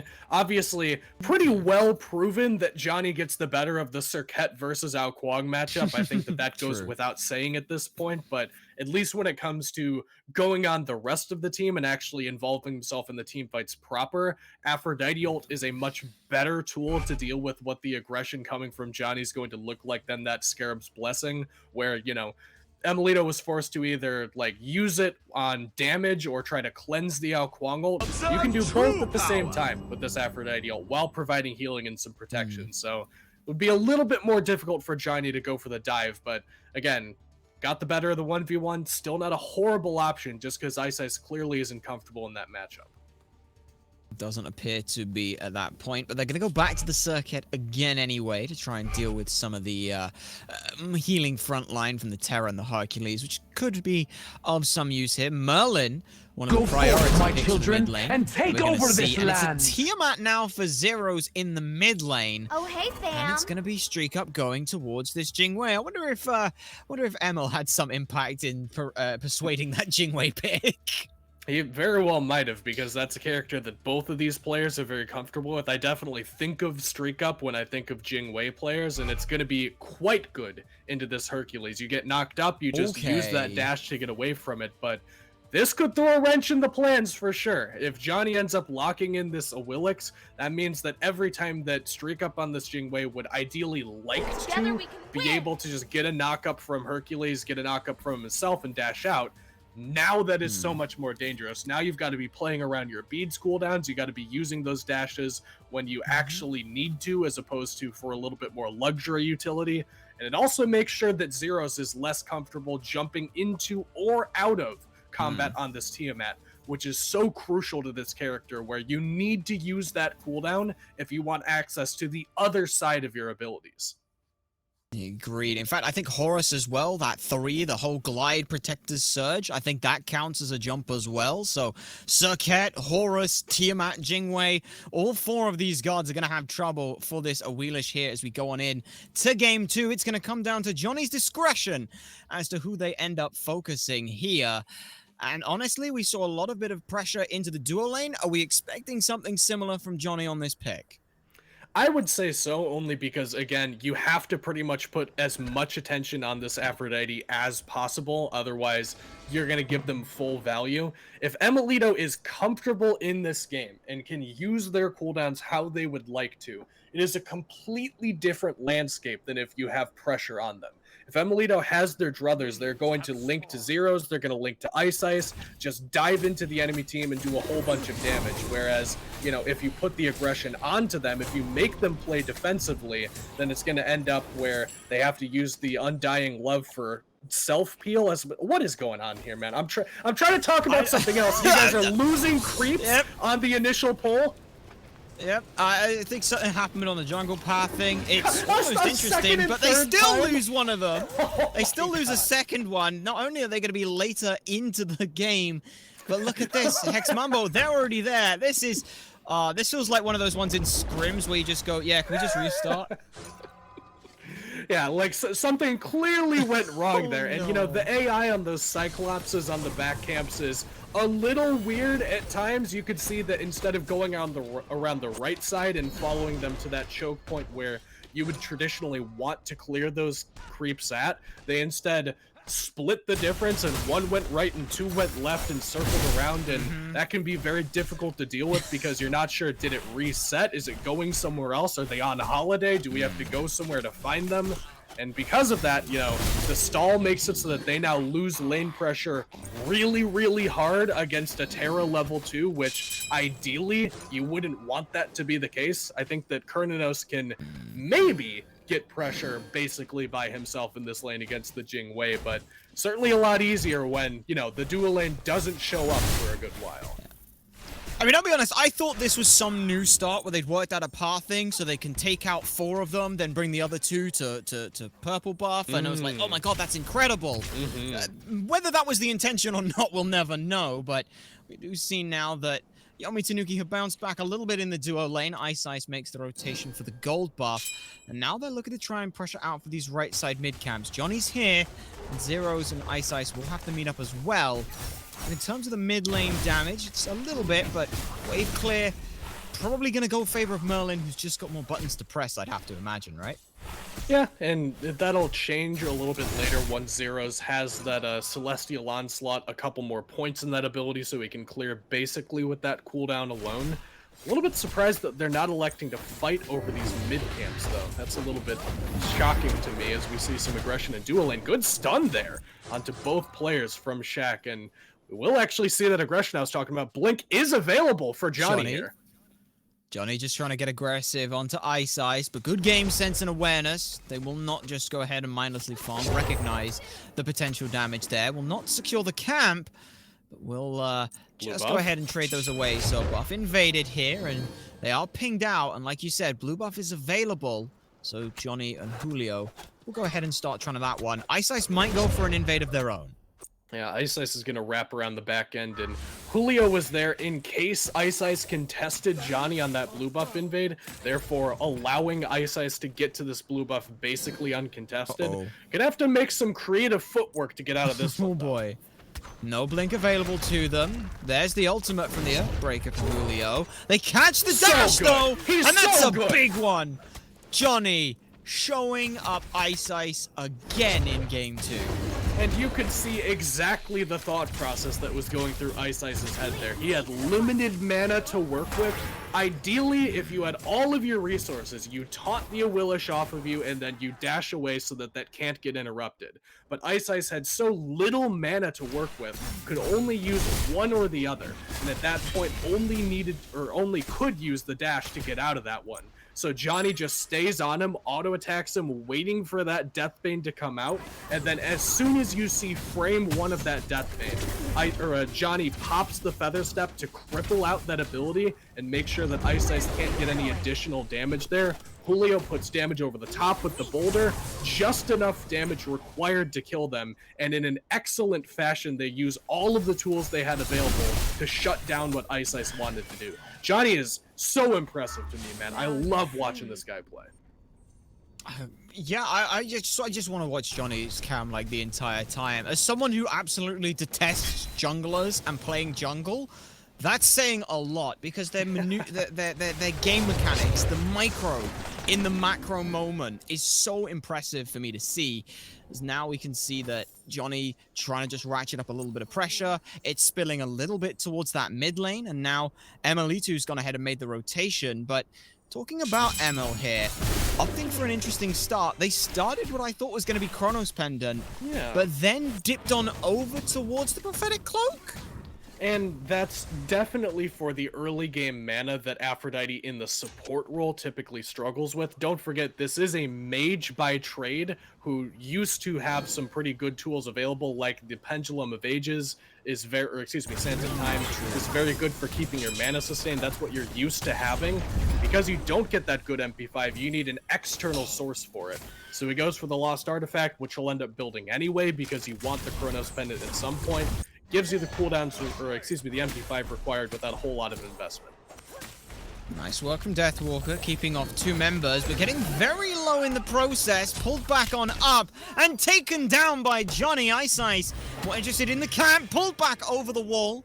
Would have been the case had Beads not been there. So Johnny goes ahead and expends the ult to grab Beads, and it looks like it may not be dual lane that Johnny's focusing, but actually just Deathwalker. Yeah, and specifically around these blue buff invades as well, and they successfully get that one and kind of just murder Deathwalker, who has a Golden Blade instead of any real defense to speak of. Both of these soul laners prioritizing their clear and their damage over their survivability, which lowers that damage threshold required to kill both of these characters, and inherently in that case will favor the team that's playing more aggressively. You can't really defend yourself with these more aggressive items that you have in the build, so because it's actually Julio and Johnny that are forcing the issue, they're inherently favored in this matchup. And I had some question marks when you said on the desk that, you know, that the Protector Surge from Deathwalker could end up getting pulled by Johnny on this Awilix. I had never seen that before, never heard of that before, but you could tell by the way that Deathwalker played that there is absolutely an opportunity for Johnny to pull off with that. If Deathwalker just flies away from there and doesn't have to worry about getting pulled back in, he can get to Ice, get himself to safety without having to worry about, you know, a whole lot of damage coming his way. But because apparently that wasn't an option, because he would have been pulled back in, he has to play much more risky and ends up getting punished for it. So game knowledge 1-0 in favor of Supersonic Blur over Kaizo. All right. Well, don't ask me to go start chair 2, and I got problems with doing that already. Problems in the mid lane for Emilitu, trying to hold on to the ult for as long as they can. They just about managed to score themselves enough of a time window to get out of this one. I'm gonna sit on about 200 HP. That's 3 ultimates he used at this point in that mid lane team fight. And it may come out a wash, but look at Johnny rotating over to try and grab some farm. Maybe they swing over to Deathwalker, but instead we'll just group back up with Shark, and Shark on a completely different kind of playstyle, but still being just as impactful. Yeah, I was actually just about to say that we love Rotwin and his gameplay where I come from, but Shaq has looked great, and Ice gets a great taunt! Really nice work to hit 2 of them. Johnny ends up pushing low. Now Ice on the aggression for Johnny. Speed buff versus speed buff is there. Blink out. Deathwalker goes ahead and kicks them back towards that mid lane where Hawk has fallen to zeros. And now Johnny just about gets over the wall thanks to Suku. And all in all, this ends up as a one for none. But it's Hawk who's falling. And it's off of the back of a great taunt there from Ice, as I said, in that bottom right-hand corridor, getting good damage and kind of leading off that engagement and neutering any counter-aggression that might have come out from Johnny. No ult was available there, so didn't have all of his toys to play with, and it's going to be a blue buff invade here, Blur. Julio solo contesting and putting crazy damage onto Ice. That strength through pain passive does so much in the early stage of the game. You hit them, they hit you back harder. You hit them again, they'll hit you back even harder.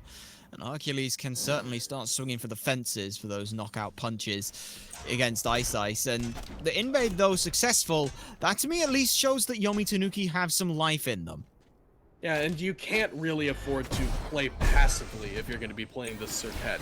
Does go for the Transcendence, so will scale better than usual, not to mention the fact that, you know, with the crit inherent in the kit now and the crit inherent in the build now, does scale very well into the late, but it's just so impactful early. The damage from Deathbane's so high with the base damage, you would ideally like to play as aggressively as possible, and I like that Ice is still willing to do it.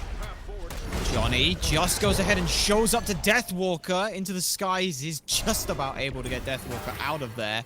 So good work on that rotation there from Johnny, just forcing that. Doesn't commit too much either.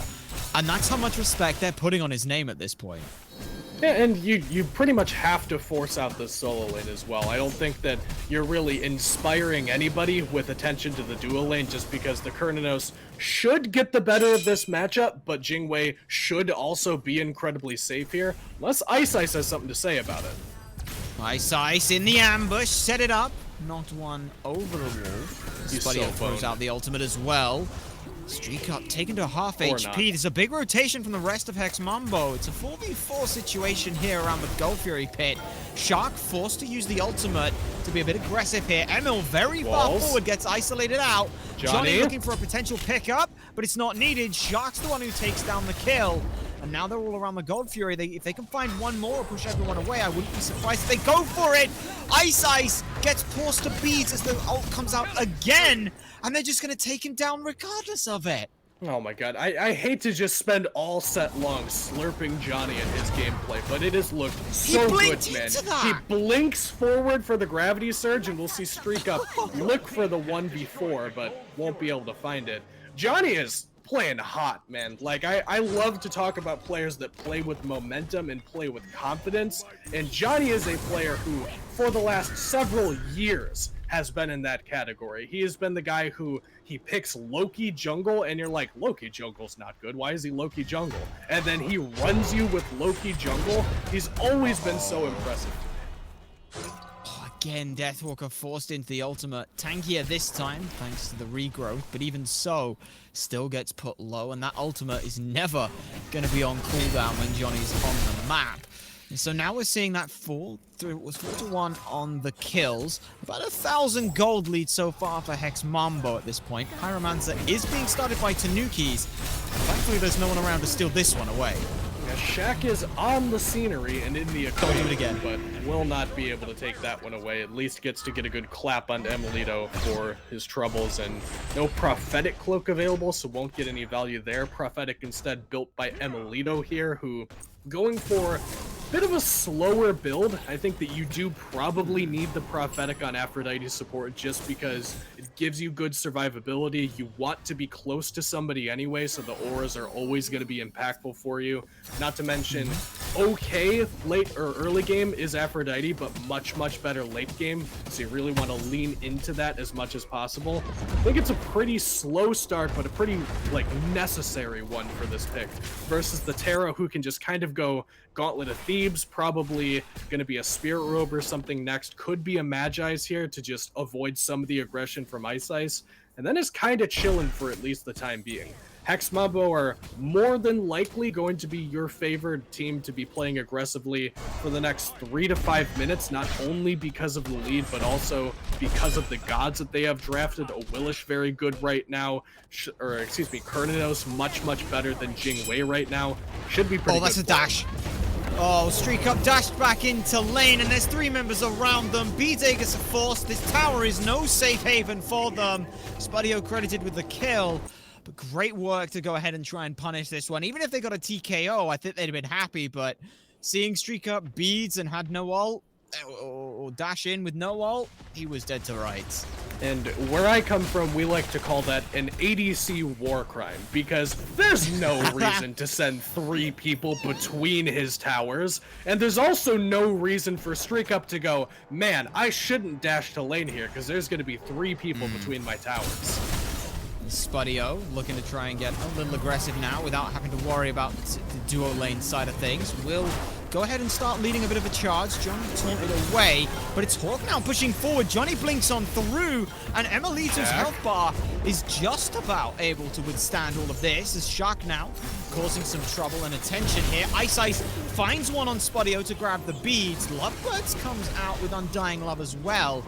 So Emil now more just a heal bot than anything else. Shark does manage to get away on the barest of HPs, but it's a bit of a wash for this fight, so that will be all she wrote there. Bit of a wash, but over nothing, really. Like, they're not looking for that tower in mid. That's still full HP, no wave available. Primal not due to spawn for a while. They just killed Streak Up, so not likely to be finding that kill a second time around. Not a whole lot of value for Hex Mambo to be getting there, just kind of looking for an opportunity because there may have been one, and not for really any other reason. So you see Streak Up freezing the wave down here.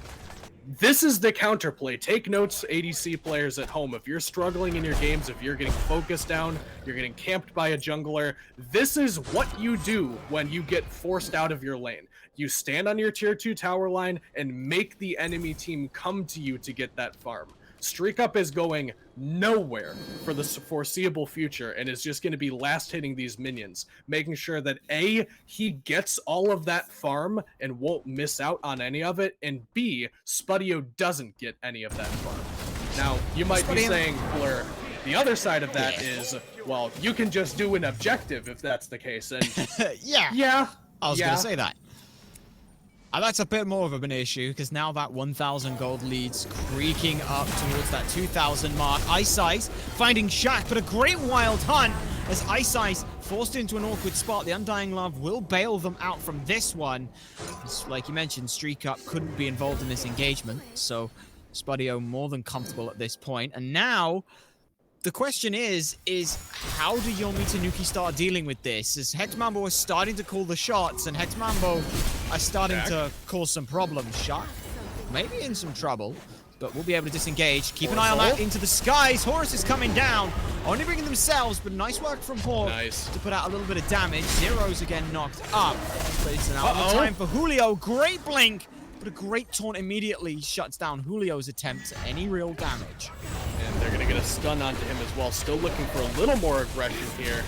And if Julio got that driving strike off, that would have been trouble. Still might be trouble here as Hex Mambo continue to look for the fight. Everybody trying to vie for positioning, but won't be able to find it. And for what it's worth, Blur, I do want to go back to talk about that fight in left, because it was a fantastic hunt from Spudio on this Kernanos, getting a whole lot of good value out of that cooldown. Not to mention the fact that Terra is such a tanky target at this stage of the game, and we got to see that put on full display. With this Spirit Robe online and the Gauntlet of Thebes fully stacked up now, he is no longer a target for Ice's aggression.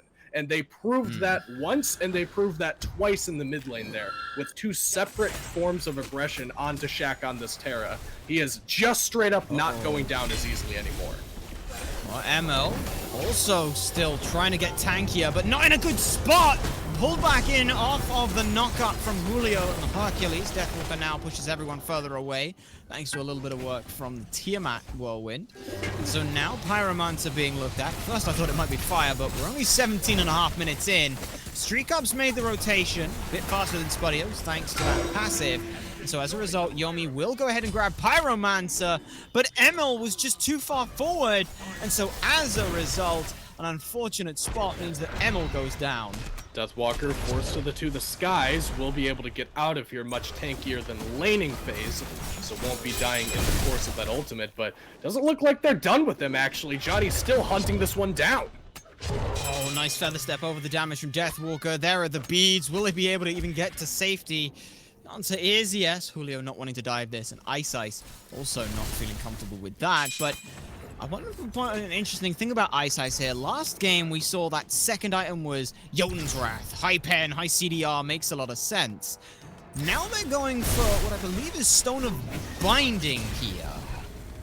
Yeah, that's likely to be the case. I mean, it's sort of, you're in a weird spot with Serket right now, who has always been, alongside Nemesis in my eyes, kind of flexible in her ability to build different styles of builds. You've got right now your crit build that Ice went for in game number 1, where you Cobra's Kiss somebody, you Deathbane them, and they're dead. Full stop, because you crit them like 40 times during the course of that Deathbane.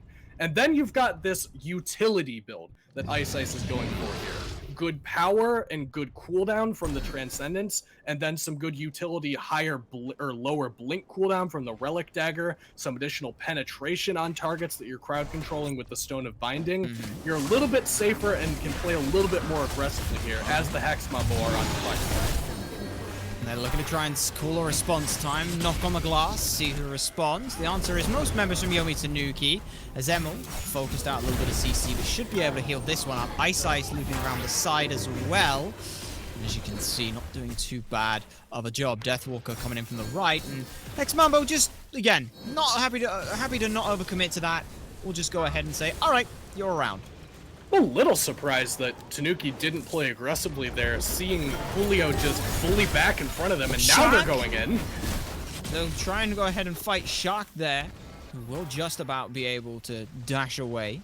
And as a result, we'll push that one. And like you said, I am very surprised Yomi Tanuki knew that they had an aggressive stance. And again, Shark was very far forward, so they do try and at least pressure that one. But even so, there's a Fury up on this side of the map. Maybe Yomi Tanuki don't want to end up tripping over their feet, rushing forward and giving away this Fury or Fire Giant. Yeah, that's probably got to be it, but I mean, as a result of that, it's the Hex Mambo that continue to play aggressively for To The Sky's coming in. Ice. It's coming in as Ice looking to try and buy some time. Shark is the one who eats the ult again. Deathwalk around the back. Gets a good CC, and Streak Up's there to follow up with some damage. They'll find Shark, but it's only Fury for your support. And ever since the game's release, trading one in your support for a major objective on the map has always been worth. Yeah, it's only worth, though, if they can get out unscathed and not lose anything in the interim, because the Hex Mambo are down here, and Yomi Tanuki can look to play aggressively. Emil is caught here! Emil forced to ult solo themselves. Deathwalker runs on back in. Emil's pathing has been oddly aggressive at times when there's been no need for it, as he's walked into the lane very high up. So the ult's been forced, and they are working on some more CDR. I believe they got the 20% from the 2 items already, and now going for that Chronos Pendant. So they'll have it up more often than not, but it's whether or not Hex Mambo can punish the time when it's not right now. Yeah, and they're running low on time to be able to deal with this Aphrodite very effectively. I do think that Afro is prone to getting smothered by something like a Terra and a Hercules, but they're gonna have to do it soon. Fire Giant is going to try and bait members in. Ice here at 70% HP. Deathwalker leads the charge on through. Everyone's still on it, and Hex Mambo grab themselves the Fire Giant without any real contest here.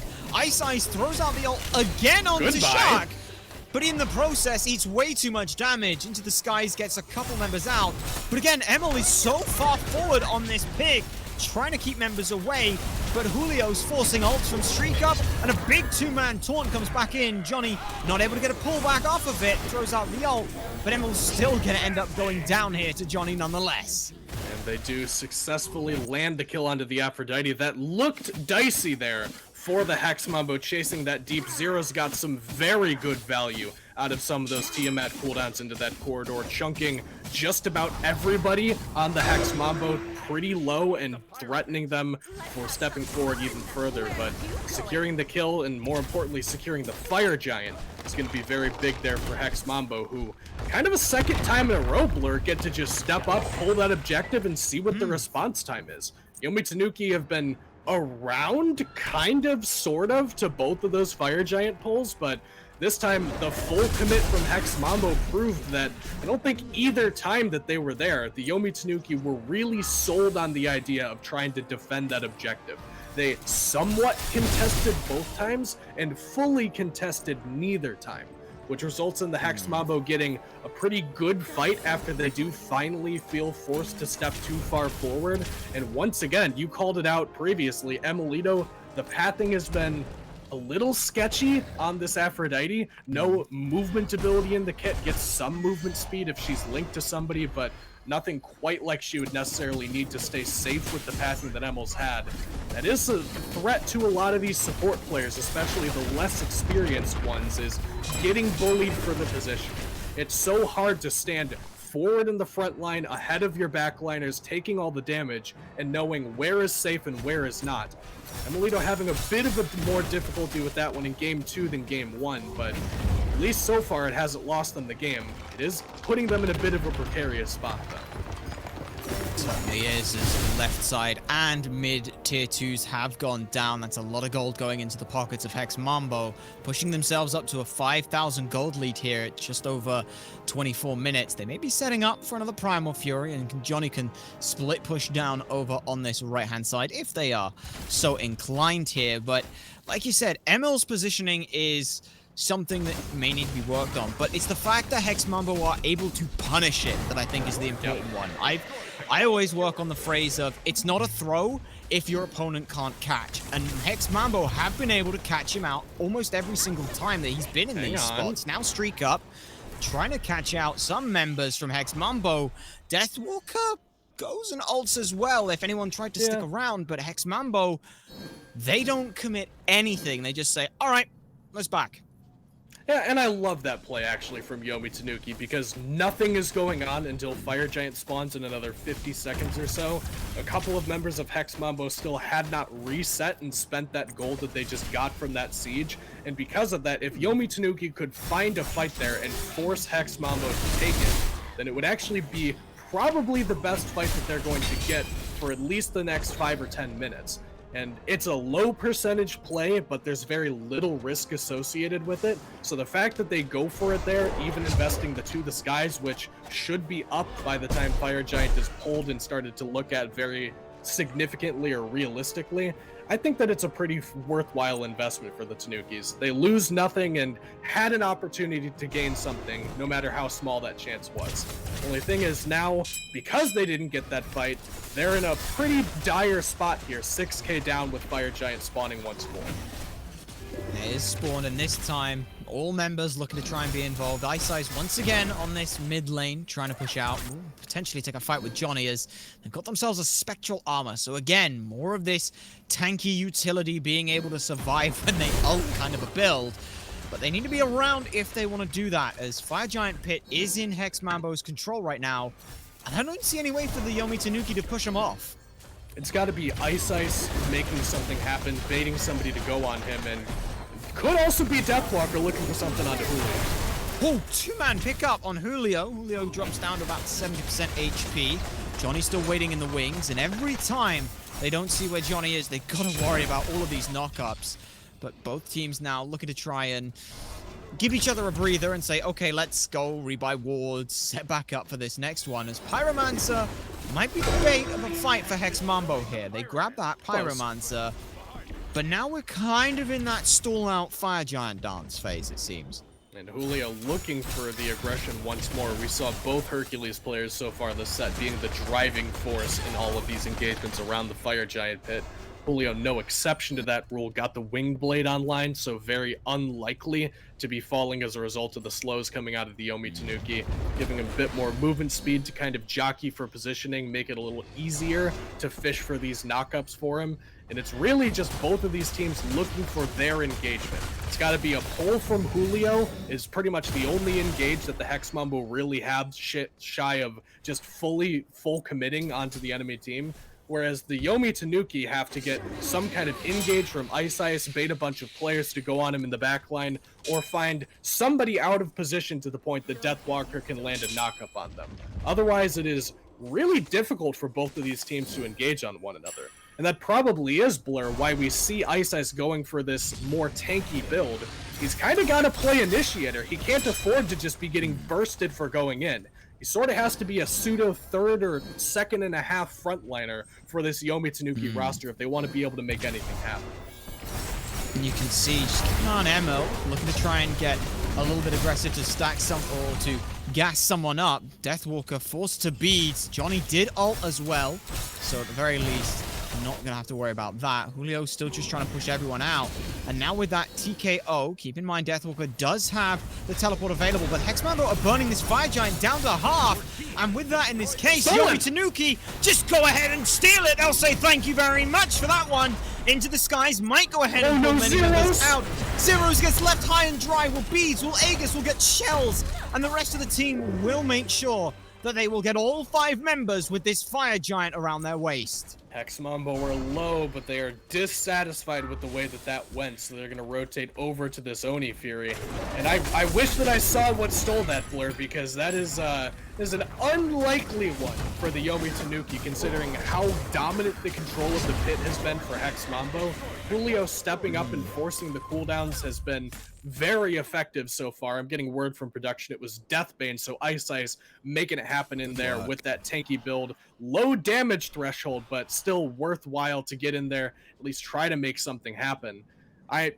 You got to give credit where it's due, man. It's a low percentage play. It is also basically their only play, and Ice makes it happen in a set where so far Johnny's really been dictating the pace. Now it's the jungler, the Yomi Tanuki, that has strangled the control of this game for his team. And that's such an interesting point that you bring up, because we've been talking like week 1, week 2. Oh, it's a jungle-focused meta. I've said, you know, the jungler with the better KDA means that their teams usually won the game. You look at it, it's 0-3-1 versus 5-0-3 as Deathwalker, no beads, and on their own means they have no way of getting out here. The rest of the team is pushing up this left-hand Phoenix. There is a teleport in from Julio, which is enough to scare everyone else off on the backs, but you mentioned that Ice is the one starting to dictate this game. We'll have to see whether that ends up playing out here, as no one on Hex Mambo is letting Yomi Tanukis run this one for free. Johnny is around the backside, has Shaq with him. This could be the engage they're looking for. Could very well be both from Julio to stop any teleports. Blink's coming through, and the Earthen Fury as well. ML is the one being CC'd, holds the ult for a very long time, as everyone else does get away. Blink out from Ice, but a blink from Julio, and a pull back in on Zeros, and Spudio just tears them a new one. Johnny in that ult, still forcing his way forward. Streak Up gets the knock up, movement ability comes out from him and Ice, but it's Hex Mambo blinking forward. He still had Blink after all that? He walked that distance to get that pull, and in the process, that zoning duty has meant that the left side Phoenix for the Yomi Tanukis is gone. Hex Mambo get to claim that one against a Fire Giant team, and now they're looking to do the same they did last game and push out mid. Still 2 more members down for the Yomi Tanuki. 20 seconds on Emilito due to spawn. They're going to try to force their way into this one, Blur. They're going for it. Julio's leading the charge. He's not tanking this one up. Does eat a lot of damage from the crits, but the Phoenix is also gone. Spudio, perfect focus there. Just, I am here for the Phoenix, and that's what they get. Me attack damage carry, me attack concrete, says Spudio. Yes, and it works, man. do that! Yeah, you know, people think that ADC is attack damage carry. It's actually attack concrete. That's what they're there to do. That is their entire purpose in life, is to take these structures. So I like that Spudio at least seems to understand that, but man, it's just an error straight up from the Yomi Tanuki that caused all of that to happen. Don't forget how all of that begins. It's Deathwalker by himself in the mid lane. He is the one tasked with pushing up that lane in mid, making sure that if they want to do some kind of split, they're allowed to do that, and he just underestimated the aggression from the Hex Mambo. He gets rooted by Terra. He can very easily either use To the Skies to get away. There's nothing they could do about that. Or if he felt like he wasn't in as much danger, he could have used that second ability, the Fracture, to dash away. Uses neither one, gets caught out. And because of that, the pincer maneuver came in. Okay. Deathwalker brings in 2, out with Streak Up damage. Is not as much as they'd hoped. Deathwalker's health bar also not as tanky as they'd hoped. Root Boot is used, as comes the Curse Dunk as well. Ice and Streak Up in a very awkward position, so they'll try and re-engage here. Beads used for Johnny's ultimate again in this situation as Fire Giant respawns. Everyone on Yomi Tanukis is alive, which means everyone is available to be able to stick around, thanks to the healing here. But Julio has other ideas on that health bar being healthy. They're still both about half HP. Both teams seem to want this fight, despite the fact that waves in left, waves in mid beginning to push toward the Yomi Tanuki base. Blue team still wants to move forward. They're gonna have to try and take a fight now. It's that low percentage play like you called for. Deathwalker's health bar is evaporated here. Julio credited with the kill, and Julio trying to keep this fight going. Ice doesn't feel comfortable going in on this situation, and so Hex Mambo will just go ahead and put a stranglehold on this Fire Giant, force Hex Mambo at this point to just say, hey, we are going to do Fire Giant. Either you fight us here or you defend your base. Either way, you are not looking to have a fun next 10 minutes. Yeah, Streak Up had to go back to defend those fire waves, and it's the frontliners from the Yomi Tanuki in this game, man, just a little too far forward and out of position. Deathwalker gets CC'd there, takes an incredible burst of damage that I didn't think he'd be falling so quickly to. Ends up falling there, and then Emilito gets the Undying Love forced out there in a situation where didn't get a whole lot of value out of it. Now it's the Hex Mambo on the right side. Julio Round the back, hits up Streak Up, and that's a good look for him. Streak Up ends up falling. Ice Ice finds Shark, who is taking the tower, and Ice Ice tries to leap away, but Ice Ice ends up put in the dirt thanks to a great gravity surge again from Johnny, who has just put the entire team into the ground. Yomi Tanuki's Titan under duress, under 50%, and that is going to be the game here. Yomi Tanuki's take Hex Mambo to 34 minutes, but they cannot go the distance again. Hex Mambo clean up the set with another 2-0. Yeah, Hex Mambo looks so good, man. And in particular, the jungle and solo from this team is just nuts. Like, fully some of the best Smite between those two players working together that I've ever seen. Julio and Johnny, they've had some experience working together in the past, and they've combined very well here on this Hex Mambo roster. Whereas, you know, the Tanuki, we had some question marks for, you know, a couple of players being changed out. Emilito moving into the support role. How is he going to adjust? Game 1 looked very good on the Khepri. Game 2, a little bit shakier on this Aphrodite. Not really as confident, it didn't look like, getting caught out a couple of different times with some positioning errors. Just seems to be a little bit more experience that's going to be needed there if Emilito's going to be sticking around in that support role, and they're going to be hanging on to Streak Up for the time being. Oh, maybe they will. Either way, I think that the Yomi Tanukis had a fantastic looking game. I think for my money, definitely. I feel like Ice Ice got a little bit shaken up in that second game, thinking, oh, I can't go full damage, so couldn't ever drive any initiation points home, couldn't burst someone down. So it's an unfortunate look for them. Commiserations to the Yomi Tanukis, but congratulations are definitely in order. Continuing their 2-0 dominating streak of Hex Mambo. We'll have to see whether or not they can continue that next time. But for now, that is going to go ahead and end the European SCC side of things. We've got SPL coming up later, and then a little bit more SCC off to top off that. But for now, I've been Supersonic Blur. That has been Kaizo for Chair 2. Thank you very much to everyone who's watched in production for bringing us the broadcast. But now it's time to peach it. We'll see you next time.